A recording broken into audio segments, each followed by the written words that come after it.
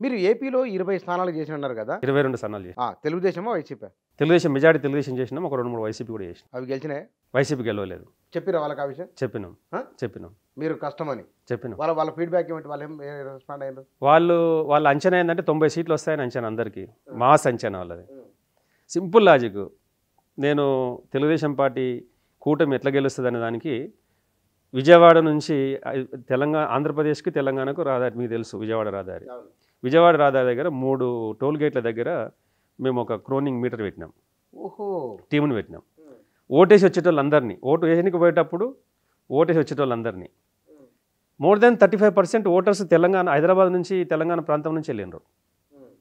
చాలా విదేశాల నుంచి చిన్న కూడా వెళ్ళిండ్రు. ఎవరికి ఓటేస్తారు మీరు అనే మేము ఒక మీటర్ పెట్టినాం. మీటర్ పెడితే ఆ మీటర్కి మాకు ఫీడ్బ్యాక్ వచ్చింది. మోర్ దెన్ 60% ఫీడ్బ్యాక్ వచ్చింది. Middle class, lower middle class, even బస్సులో కూడా ఎక్కి మేము మా వాళ్ళు మాట్లాడినారు. ఓపెన్‌గా చెప్పిరా జనాలు? ఓపెన్గా చెప్పినారు. ఓటు వేసేటప్పుడు చెప్పిండ్రు, ఓటు వేయనికి పోయేటప్పుడు కూడా చెప్పారు. కంపారిజన్ తీసుకుంటే 3% ఎర్రర్ వచ్చింది మాకు.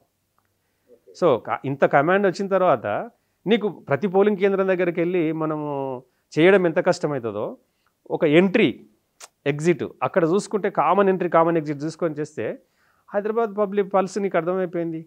లోకల్ అక్కడ మాకున్న కొన్ని కాన్స్టిట్యున్సీ స్ట్రాటజిక్ లొకేషన్స్లో మేము అసెంబ్లీస్ తీసుకున్నాం. మేము విజయనగరం జిల్లాలో తీసుకున్నాం, శ్రీకాకుళంలో తీసుకున్నాం, east west Godavari 2 constituency, Ramachandrapuram ఇట్లాంటి కాన్స్టిట్యున్సీలు తీసుకున్నాం. తర్వాత రాయలసీమలో చాలా పెద్ద కాన్స్టిట్యున్సీ తీసుకున్నాం. కదిరి తీసుకున్నాం మేము, ఈ రాప్తాడు చేసినాం మేము, పెనుగొండ చేసినాం, అనంతపురంలో ఎక్కువ కాన్స్టిట్యున్సీలు పనిచేసినాం మేము.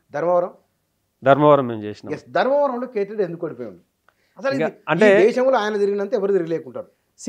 రాజకీయాలు ఇప్పుడు నేనేమంటా అంటే దీన్ని ఒక రకంగా వెల్ఫేర్ డెవలప్మెంట్ ఈ 2 చేసిన వాళ్ళు ఎందుకు ఓడిపోతారు? వెల్ఫేర్ డెవలప్మెంట్ చేసిన తర్వాత, ఇంత మంచి పని చేసిన తర్వాత, ఇంత జనంలో ఉండి పని చేసినాక కూడా ఎందుకు ఓడిపోతారు అంటే, election is all about perceptions and egos.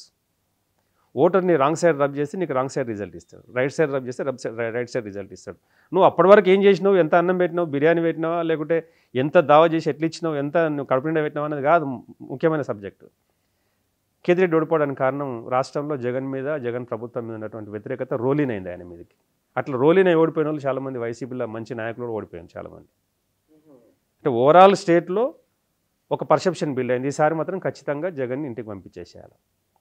నవరత్నాలు లాంటి మంచి పథకాలు పెట్టిండు కదా, మామూలుగా middle class and lower middle క్లాస్కి చాలా మంచి డైరెక్ట్ ఎండ్ యూజర్కి రీచ్ అయ్యేటటువంటి పథకాలు పెట్టిండు. మా మిడిల్ మ్యాన్షిప్ని తీసేసిండు. కానీ ఈగో ఎక్కడో ఒక దగ్గర ఈగో అట్టయింది. ఉత్తరప్రదేశ్లో భారతీయ జనతా పార్టీ ఘోరంగా విఫలం కావడానికి ప్రధాన కారణం అసెస్మెంట్ చేస్తే, భారతీయ జనతా పార్టీకి పెట్టని కోట లాంటి కంచుకోట లాంటి వాళ్ళు క్షత్రియాస్. అక్కడ రామ్ మనోహర్లో ఫిలాసఫీ దళిత్ బహుజన్ ఈక్వేషన్ ఎప్పుడో మీకు తెలిసిందే కదా, అంతే నేను చెప్పక్కర్లేదు. అది బాగా స్ట్రాంగ్ ఉంటుంది బీహార్లో కానీ, యూపీలో కానీ, ఉత్తరాది రాష్ట్రాల్లో, ఈవెన్ బెంగాల్లో కూడా ఉంటుంది. సో ఆ ఈక్వేషన్ని అది ములాయం సింగ్ యాదవ్ వాళ్ళు, అఖిలేష్ యాదవ్ వాళ్ళు ఈ యాదవ్ సెగ్మెంట్ని, ఓబీసీ సెగ్మెంట్ని ఓన్ చేసుకొని ఎట్లా వెలిగిపోయారో మీకు తెలిసిందే. దాన్ని బ్రేక్ చేద్దామని ఓబీసీ ఈక్వేషన్ని మోడీ అడాప్ట్ చేయడం వలన క్షత్రియాస్ అందరూ కూడా రివల్ట్ అయిపోయి, వాళ్ళకి టికెట్లు తగ్గినాయి, రివల్ట్ అయిపోయి వాళ్ళు మహాపంచాయతీ పెట్టి పెద్ద గండేశ్వరి బీజేపీ. అయితే ఎక్కడైనా కానీ తెలంగాణలో కూడా మీరు చూసిందే, ఒక ఓసీతో మిగతా సామాజిక వర్గాలన్నీ ర్యాలీ అవుతాయి. మీరు చూడండి, రెడ్డిస్ ఉంటారు ఇక్కడ, ఒక రెడ్డితోన అన్ని కులాలు ర్యాలీ అవుతాయి, బీసీలలో ఉన్న కులాలు. ఒక యాదవ్కి ఇస్తే గౌడ ర్యాలీ కాదు, ముదిరాజు ర్యాలీ కాదు, మున్నూరు కాపు ర్యాలీ కాదు, ఇంకొక ర్యాలీ కాదు. అంటే అట్లాంటి కంపల్సివ్ పాలిటిక్స్ ఇప్పటికి ఇంకా ఉన్నాయి, ఇంకా అంత చైతన్యం రాలేదు. మీరు యూపీలో వాళ్ళు చేసిన ఎక్స్పెరిమెంట్ ఎట్లా ఫెయిల్ అయింది మీరు చూశారు కదా. ఎక్కడ 70 సీట్లు, ఎక్కడ 60, లాస్ట్ ఎలక్షన్లో 62, 64 సీట్లు 80 సీట్లల్లో.